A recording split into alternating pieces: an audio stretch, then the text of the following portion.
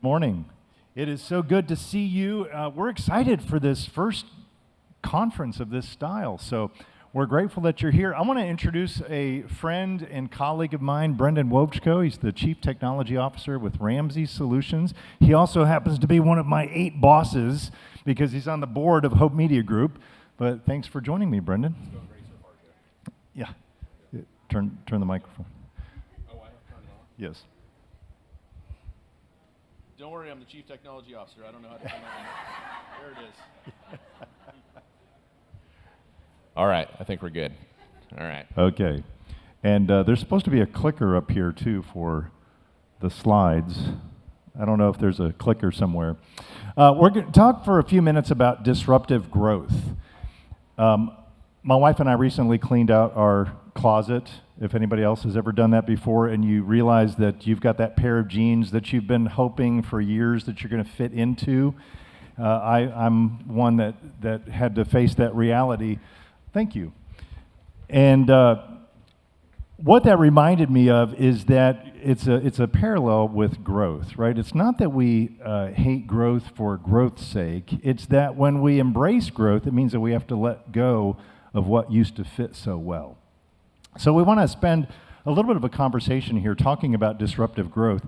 And just to make sure that we are all talking about the same thing, we're talking about let's see, make sure, I'm glad we're first here and we're getting the bug. Don't worry, I had problems with the microphone, so technology's hard. Well, there you go. There we go. Thank you. Is it showing? Okay. Oh, on the sides. All right. So disruptive growth, by what we mean by that is sustaining growth, as it shows, is slow, it's consistent, it's organic, it's continuous, it's using existing resources the way we always would. Disruptive growth is discontinuous. It can be uncomfortable, but it uses resources in a disruptive way to really propel us forward. So first of all, I'd like to ask you, Brendan, to just introduce yourself a little bit, tell us a little bit about Ramsey Solutions, and I'll do the same with Hope Media Group. Yeah, so if you haven't figured it out, if you haven't translated it yet, sometimes it takes people a second unless I say it out loud. If you've ever heard of Dave Ramsey, Ramsey Solutions is Dave's company. I see a bunch of smiles, now you put it together. But I'm the Chief Technology Officer of Ramsey Solutions. I describe us as a behavior change company based out of Franklin here, just down the road. We're 1,000 people strong now, 1,000 team members, and do about, as a business conference, we can talk about this, $350 million in revenue. And we've probably about 10x'd in the last decade or so in terms of our size. So we've experienced a lot of disruption, a lot of growth. Yeah. Well, we aren't that big, but we're on our journey. We started in 1982 as a single radio station and have been on this amazing journey to become a multi-platform media ministry. We actually measure how many times we can engage with people more than how many people we reach. So we currently, across all of our platforms at Hope Media Group, we engage people about 110 million times per month. So that's radio, that's video, that's live events, it's prayer, it's multiple ways that we reach people with our mission, which is to engage people to love Jesus, serve others, and spread hope. I would say over the last few years, we've about 3x'd, which for us has been incredible, and it's brought with it some challenges and wins and opportunities. So would you tell us about the disruptive growth journey, or what disruptive growth has looked like with Ramsey?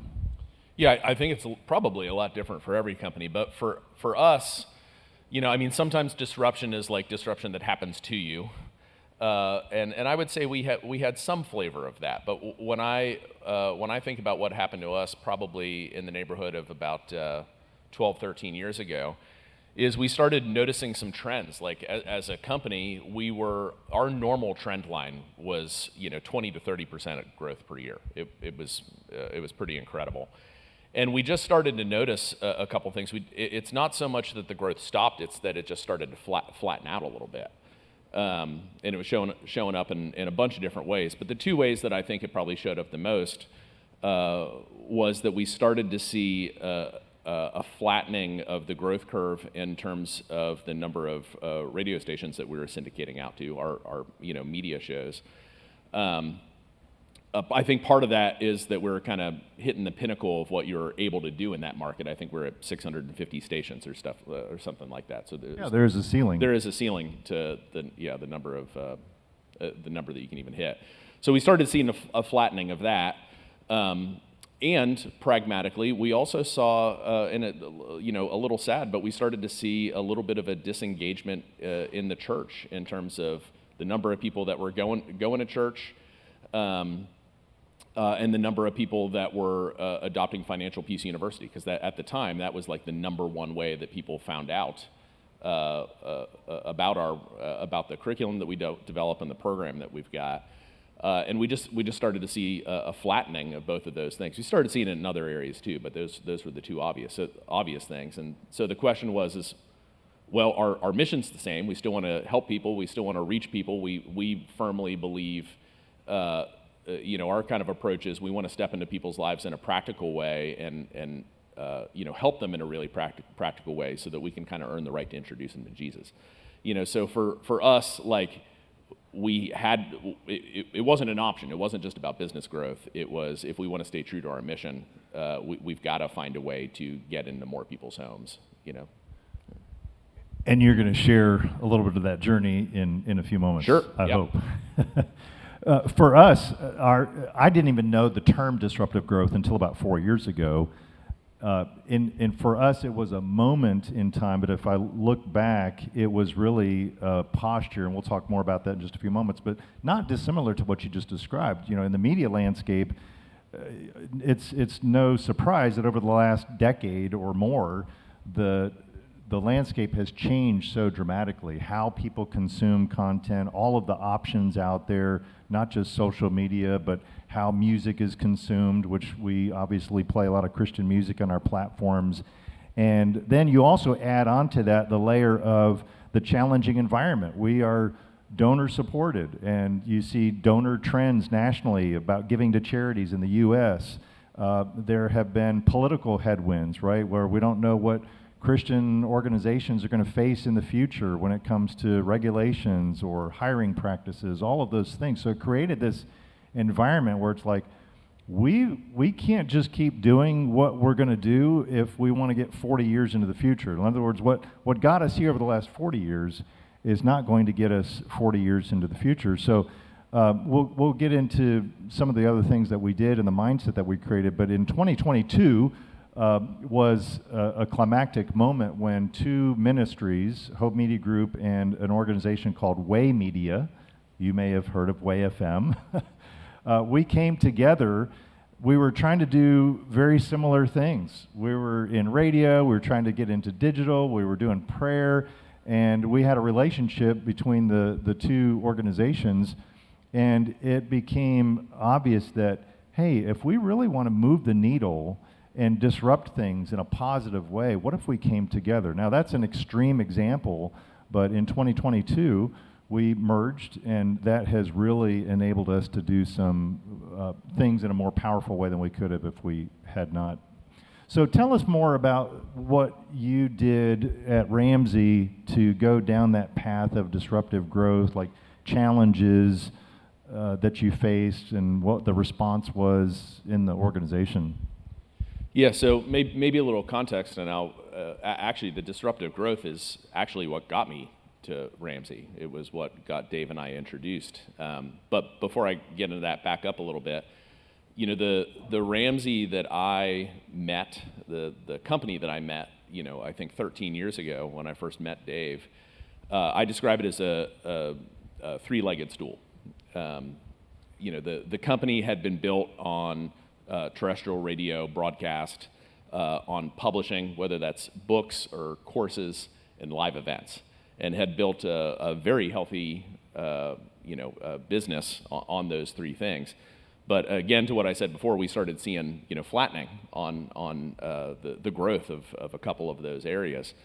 And the kind of disruption, I think, that Dave kind of induced onto the organization, induced onto himself, was he decided, the way I like to describe it is he moved from a 3-legged stool to a 4-legged stool.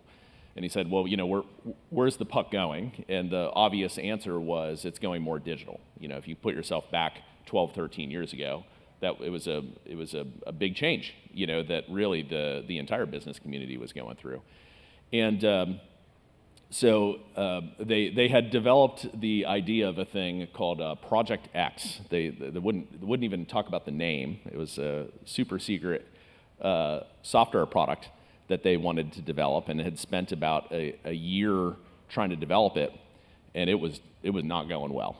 That happened to be my introduction to the organization. Dave said, well, who do we know in our network that's got some experience doing this thing? And that was kind of the introduction between us. I went to lunch with the crew, and then I never left. It was 13 years ago.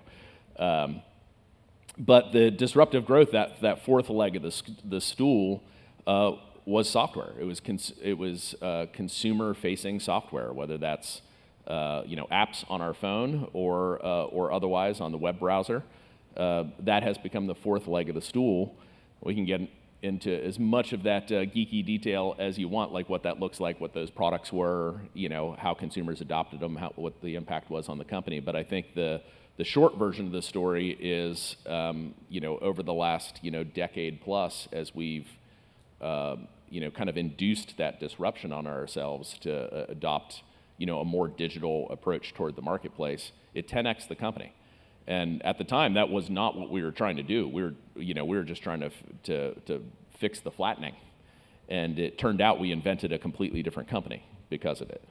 Let's just go ahead and put in a shameless plug. You're talking about Every Dollar, right? Yes. Does anybody use Every Dollar in here? Oh, there we go. Yeah. So my wife was encouraging us to use it, and I was delaying it, and now I'm a big fan. I have started to use that. We love that product. So, but tell more about there had to be some resistance, right? But were there any pockets within the organization that didn't want to go down this road of adding a fourth leg to the stool, or wanted to hold on to the past? I mean, what was that journey like? Yeah. So, well, of course, there's I think when I described the resistance that we went through at Ramsey, it's important to put some context around it. The one thing that I think, the one foundation that Dave laid very early on in the company, and now the rest of us are kind of carrying forward, is it has always been about the message. It has never been about the medium. Meaning, at the time, 13, 14 years ago, the predominant way that we were reaching people was through radio, it was through books, it was through live events, it was through courses that we were putting out there. But Dave has never particularly cared which medium the message gets out there through. What matters is it gets into people's living rooms, right? And so he had always done a really great job of reverberating that through the culture of the company. That was at the foundation of it. But at the same time, when you have a building full of 300 people that their expertise is book publishing, curriculum development, terrestrial radio, and live events, when you start hiring a bunch of software nerds to start showing up on the third floor and we're pretty weird, it can create it's a cultural shift. Just the kind of people that you're bringing into the organization are wired differently. And it has been a decade of a pretty extreme change. The mission's still the same, but the how we work and how we think and how we solve problems as an organization has radically shifted in the last 10 years. I'm thinking too, you got software nerds to actually come into the office? Yeah. Thought they like to work at their desks sitting in their underwear. Just to say it out loud, we have a 100% work from work culture. Okay. So yeah, if you've ever passed our big headquarters that we built down on I-65 South, there are 1,000 people that work there.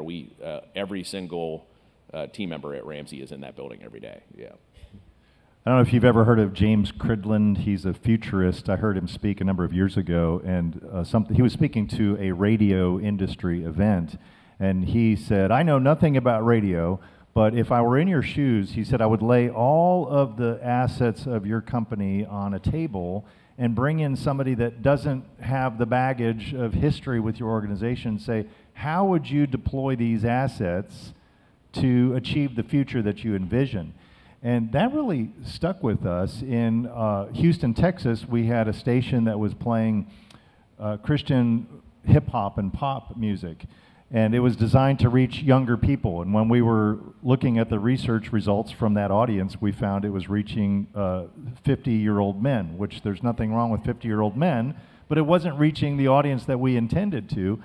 And at the same time, we knew that demographics were shifting. We had wanted to start a Spanish language station, but at the time, looking at like a $20 million investment to get another signal in the Houston area to reach Spanish-speaking people. And so to take that objective look at, okay, what are the assets on the table and how can they best be deployed, we made the very difficult decision of, no, we're going to take this hip-hop station off the air, put it in the digital space only, which is more where the audience that we want to reach is spending most of their time, and then use that asset. So it was a $20 million savings, if you will, because then we launched the Spanish station on that signal that we already owned. And the results, while we had to go through some pain because people didn't, maybe not everybody liked that move, but the results have so much paid off that we're reaching more people now than we would have had we not had that move.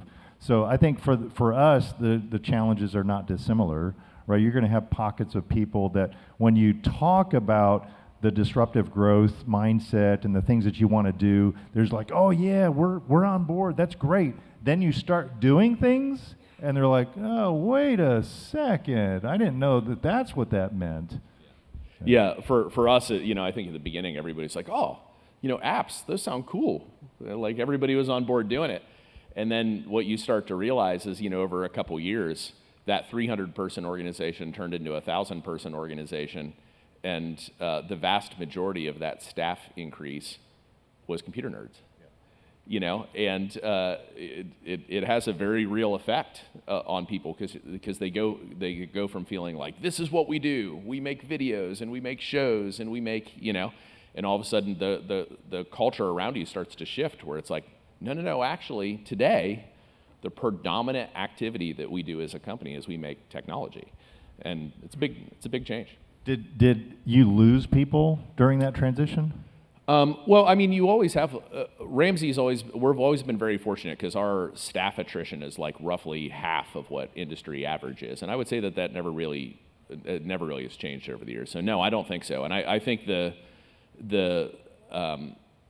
what has prevented that cultural shift from being like a negative cultural shift or a toxic cultural shift is the fact that we constantly double down on the importance of the mission and the impact to our consumers. And the shift isn't because we want to become more technological. It's just because that's where people are. And, it's bring the gospel to where people are. And so that's the answer.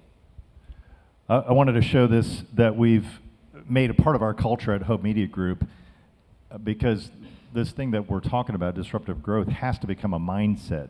And one of the things that we've really talked about to where our team members quote it is that healthy things change, healthy things grow and growing things change. And of course you can see that cycle. We kind of shorten it to where when we're talking about it, we say, and as we grow and change, that produces stress. Stress should point us back to God. And then when we're connected to God, we're healthy. And then you're back to healthy things grow and growing things change. What are some of the tips that you would share with leaders that are in this room about disruptive growth and a disruptive growth mindset? Yeah. Well, I think one of them I probably already said, which is if you keep people focused on the mission of what you're there to do, then disruption is a lot more palatable for people because it's about the mission. It's not necessarily about the method that the methods that you're using to accomplish that mission. I think that's a really important one. Second one is don't wait to get disrupted. You've got to disrupt yourself. Decide. One thing that we talk a lot about. You got to repeat that. Disrupt yourself. That's for the notes. Yeah. You Don't don't wait. wait to get disrupted. You got to disrupt yourself. Yeah. And so, I think one of the important things is you've got to get real clear about your numbers as an organization. Like, what's the number in your organization that's going to tell you whether you're getting disrupted? Is it a revenue number? Is it an engagement number? What is it? For all of our businesses, it's a little bit different. If you don't know what that number is, disruption will be well underway before you even notice. So fortunately for us, we were very dialed into that and saw it when it was that single percentage disruption, not the double-digit scary sort of disruption. So know your numbers and notice if disruption's starting to happen. You got to disrupt yourself before the market disrupts you. And then the third one I'll actually say I think is the most important of the three, honestly. And I think this is good for a leadership environment like this. You can't expect leadership to happen at the bottom of your organization. Don't think that you can hire a bunch of people that are half your age and they're going to do a great job of innovating inside your organization. That is a recipe for disaster. Now, you still might end up hiring a bunch of people that are half your age, but the reality of the situation is that you're only going to experience the kind of transformation inside your organization that you're willing to transform yourself. So you're, maybe say it a little differently, your organization won't transform unless you're willing to go through a personal transformation. Whatever transformation you want to have happen in your organization, you have to experience first. And I'll say that Dave Ramsey that I met 13 years ago, he could type, right? But he didn't know anything about technology. And I will tell you, the conversations that he has today, I am stunned. Sometimes I'll be in a room with Dave and we'll have another technology leader in the room. And Dave will catch the other technology leader in a mistake, or describing something, which is amazing. If you would have asked me, 12, 13 years ago, if Dave would be that guy, I'd say well, I think he's capable of it, but I don't know that he's going to induce that kind of change upon himself. He's not a software engineer. He never will be. He doesn't want to be. I don't want him to be because he'd majorly be in my hair. But he has learned enough about it to be able to hold people accountable to good and bad. And I think he's been a great model that you can't expect your organization to transform in a way that you're not willing to transform yourself.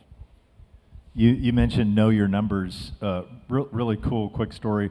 When we merged and basically doubled the organization overnight about 4 years ago, our board, I don't think you were on the board at the time, we set a vision by 2032, which was at the time a 10-year vision. And it was in part that we would be engaging people 100 million times a month by 2032. Well, if you remember what I said a few moments ago, we already surpassed that number within the first couple of years. And now part of that was because we got better at measuring engagements, but the rapid growth that we experienced propelled us to the point where our board was like, okay, we need to redo that vision for 2032, which now it's $500 million, so we've got a lot of work to do to get to that place.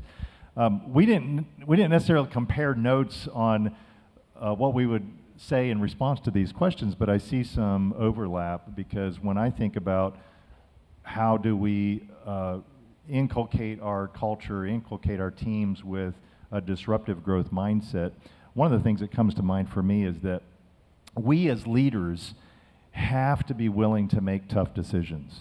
There was an earlier point in my career, my wife and I were in the Carolinas and I was working there and had a great experience, great job. But as I look back, there were things that if I'm being honest, I had not had the willingness to make difficult decisions. And if we're going to really disrupt in a positive way the organizations that we serve in for the future, we've got to be willing to make difficult decisions. Probably every organization has sacred cows to some extent, have to be willing to slaughter those sacred cows on the altar of disruptive growth for God's glory.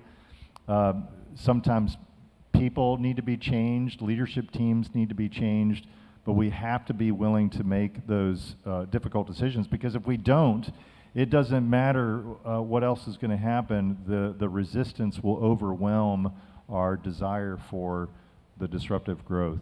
The other thing that I think is so important is communication. I mean, the leadership, we have to communicate till we think we are over-communicating about our mindset, about the vision, about the goals that we have as an organization, to the point where we think we're going to turn blue in the face. Because at the point that we think we're saying something too much is the point when our teams are just beginning to hear it for the very first time. Yeah, that's definitely true. I'm one of those personalities that does not like to repeat myself. Man, I have had to get that lesson knocked out of me pretty hard. I have to repeat myself constantly, you know. Yeah, it's hard.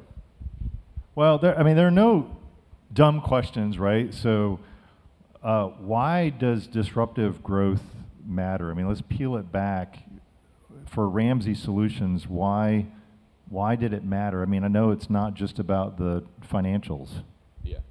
No, yeah, I didn't know you were going to ask that question, but in some ways, surprise. But I think I kind of dropped some seeds of that early on, which is we're really, really clear on our mission. Like, we know why we exist. You know, we always tell the team we don't exist for the people inside these walls. We exist for the people outside these walls, right? We believe that God's given us a very unique pursuit in the marketplace. We're not a ministry. We're a for-profit company. We're out there to give people tactical and practical tools in the marketplace, and our secret mission is that we believe those tactical and practical tools will help people build enough credibility to give us the opportunity to introduce them to Jesus. You know, and when you are actually deeply rooted in that mission, not a hollow mission statement, but like something that you deeply believe in, like that, you will invite disruption. Because anything that stands in the way between you and the people that God's asked you to serve is not a boundary that is worth entertaining. You know, and I've seen Hope do that really well. I know that we've aspired to do that really well, and I see a lot of organizations out there that treat things the same way. But when you are really clear on what your personal mission is as an owner or as a leader, and the people that God's called you to serve, don't let stuff get in your way. You know, you have to stay loyal and honor that calling. I think we're going to have a few minutes to take any questions. So if you have a question that you want to ask, be thinking about that. But I also want to thank you, because we had a really important discussion. This was probably a couple of years ago, first after Brendan came on our Hope Media Group board. We were toying around with the idea. I'm being super transparent here, by the way. We were toying around with selling some software that we had developed to other businesses. Now, mind you, we had a 40-plus year history of reaching audiences. And Brendan challenged me. You were like, now, you've been in the B2C space, so you're talking now about switching or adding on the B2B. You know, maybe we should focus in on what our history and strength is. And that was a really formative conversation that I'm very grateful God has brought you to the board of Hope Media Group. And in our case, I just got to share with our team this week. We've had 40 new team members over the last year. So I unpacked our mission statement again this week with our team, because everybody in here has a mission, right? And no matter what your business is, there's a deeper purpose to why you're doing what you do. And it doesn't matter if it's a for-profit company or, in our case, a nonprofit. You know, in our case, we want to use media to engage people to love Jesus, serve others, and spread hope. And we always capitalize the H in hope, because we're not talking about the generic, I hope lunch is good today.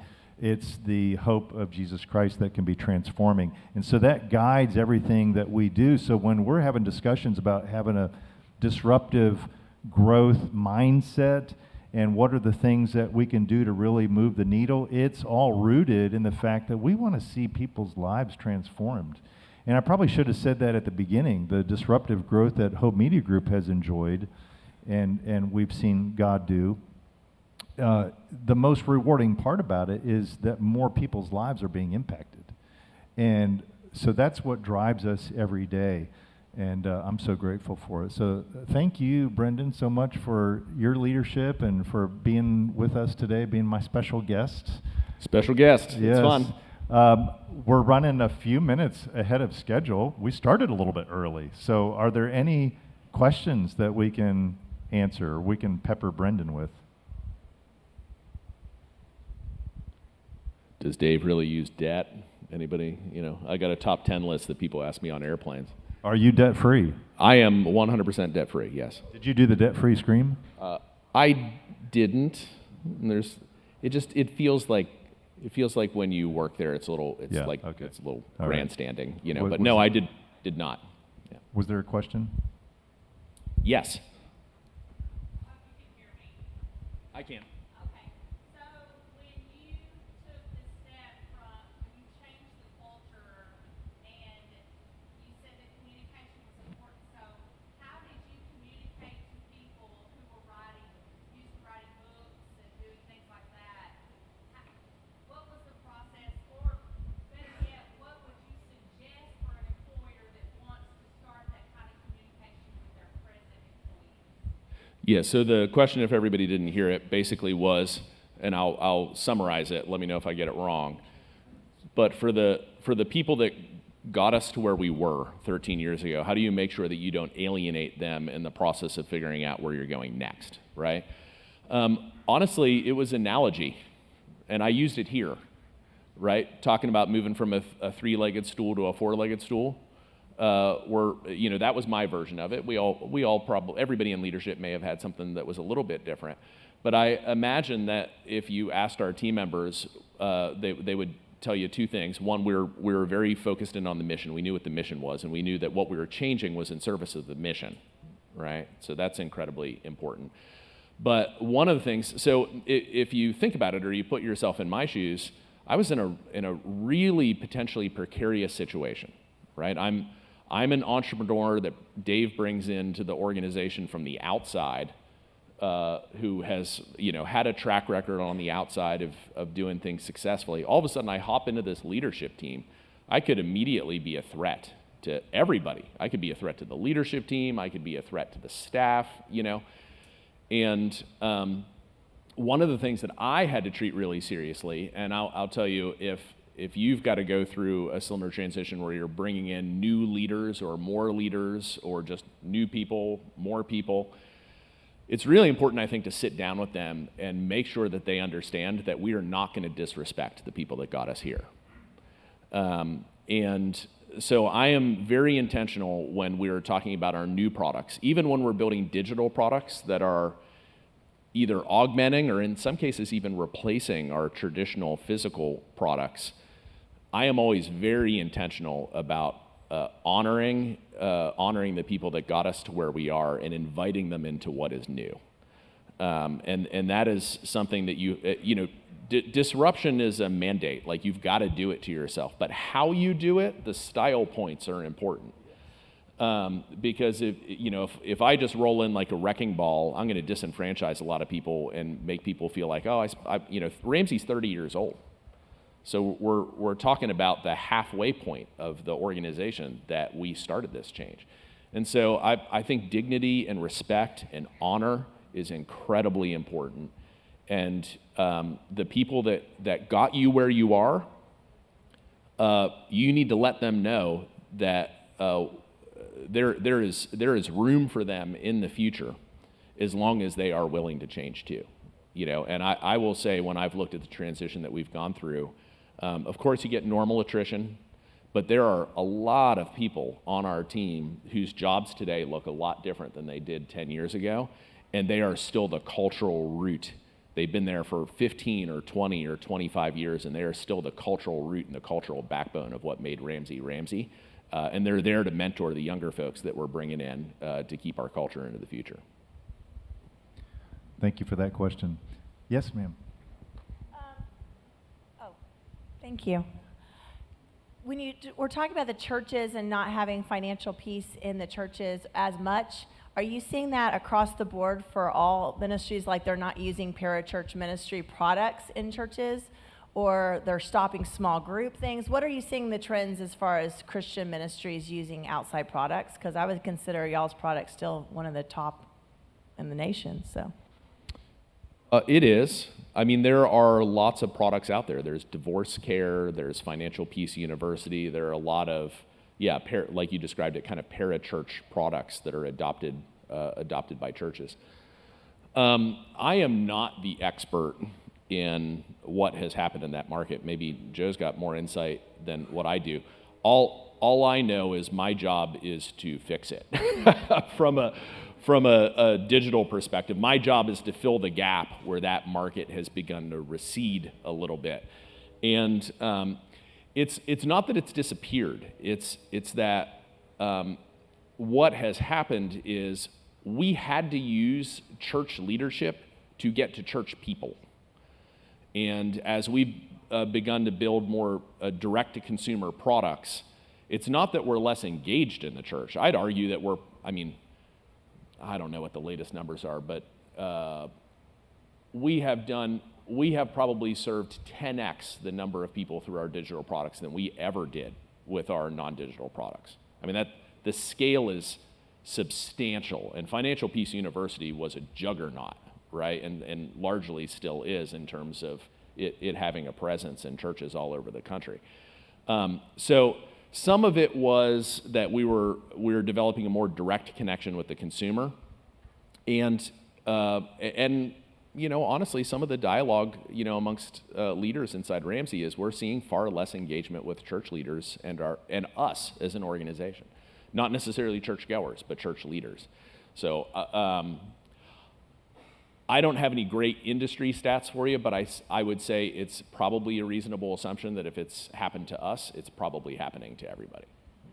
I don't know. Do you have any insights on that, Joe? No, not on that specific question, and this may be digressing for just a moment, but we had always said for years and years and years, we're not a church, we're not trying to be a church, and I still would say that, but with a caveat that we're seeing a widening gap between society and church. So I know this is a little bit off topic, but we did a study of our own audience and found that 40% of our audience that's not regularly engaged with the Bible either does not believe or is not sure there is such a thing as moral absolute authority. Then another study that just came out from Lifeway shows that almost 70% of church goers are not regularly in God's Word. So we then looked at our place in society and how we engage with people in media. And it's like, okay, we're not a church, but we've got to do more to engage people with Scripture and get them ultimately to lead them into the local church, but to meet them where they are spiritually. So I know that was off topic from your question, but any other questions?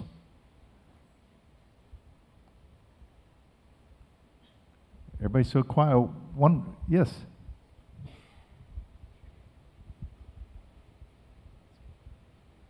In your earlier years, how did you deal with resistance when you wanted to be innovative in your entrepreneurial journey? How did you deal with that resistance? Yeah, so you want to take this one, or you want me to take this one? I'll follow up. Okay, you'll follow up. Gives me more time to think. Okay, great. It's a great question, and I'll answer it a little similarly that I did before, but I would add an extra layer on because I sense there's something maybe unique going on in your world that maybe not everybody else is experiencing. I'll repeat and say, lead with mission, right? If you give people context as to why you're making the change, they should make the change. But here's the part I'll add on kind of based on the way you asked the question. What happens if they don't? Because that's real, right? And we have been very fortunate at Ramsey that there hasn't been like a tidal wave of rebellion to change. In fact, I'll actually say I'd be willing to bet that there's been more resistance to change from people that we brought in the last 5 years than maybe that the folks that were around for 25 years. Why? Because they have an opinion about how innovation needs to happen, They want to innovate innovation. Yeah, they maybe. I think sometimes they just want to do it their own way, And it's a real thing. You know, you want to hire people with great minds and great experience and great opinions, but ultimately at the end of the day, as a leader, you've got to make a choice about how you want that change to happen, and you got to make sure that people are willing to get on board with it. And so if you would have met a version of me 20 years ago, I was really afraid of conflict. I would do anything possible to avoid having an uncomfortable conversation with somebody. And now it is literally a thing that I actively teach inside the company. I've developed a course inside the company on how do you deal with uncomfortable conversations in like a fair and dignified way. But to develop maturity and mastery as a leader about how to deal with folks that just won't align. So here, first thing I'll say is you gotta give room for people to align. You gotta give them a little bit of space. So what I teach my leaders at Ramsey is, we call it the ABCs of alignment. You wanna make a big change, you gotta go through the ABCs. You gotta get people to agree with the direction, buy into the plan, and commit to what's next. And where a lot of leaders make mistakes is where they should be asking for agreement to a direction, they ask people to commit. And people can't commit to what they don't understand, right? And the level of clarity that you need as a leader is far lower than the level of clarity that the individual contributors in your organization need in order to make a philosophical shift or a tactical shift. And so you got to leave, you have to be very intentional about your process of aligning people to change. And then you've got to be very willing to address situations in which people are unwilling to change. You know, you can have the endless arguer is sometimes what I talk about. Like, they sound like they're aligned, but they just keep arguing, you know? So like, what do you do with those personalities? And the reality is like, listen guys, nobody's coming to save us as leaders, right? Like, our organizations will go in the direction in which we lead it, period. And so, you know, whatever the biggest challenges are, if you want to make big shifts and disrupt, you got to get great at alignment. That's on you. That's on me. That's on us. You got to be willing to you got to become an expert at conflict. Period. Yeah. There is no way out of that. Not unless you just want to be miserable, right? Which a lot of people choose that too. But I don't want that life, you know. So, you know, lots of great things, but you know, you got to own your growth as a leader. You have to own it. Well, and my answer is just a lot shorter, but I've had time to think about it too, is that the challenge of leadership is to show that the pain of staying the same is greater than the pain of change, right? So that's what we have to do, and that's what helps break down resistance. And we've seen that happen over time when people understand the pain of staying the same is going to be harder than the pain of changing. And then sometimes it goes back to the tough decisions that sometimes people need to be sent on to their next assignment. We call it being promoted to customer. Being promoted, yeah, being promoted to customer. Hey, thank you so much. We've really enjoyed the conversation. Brendan, again, I want to thank you for coming in this morning and sharing with us about Ramsey Solutions. And this is going to be a great day, and I'm glad that you're here. Steve?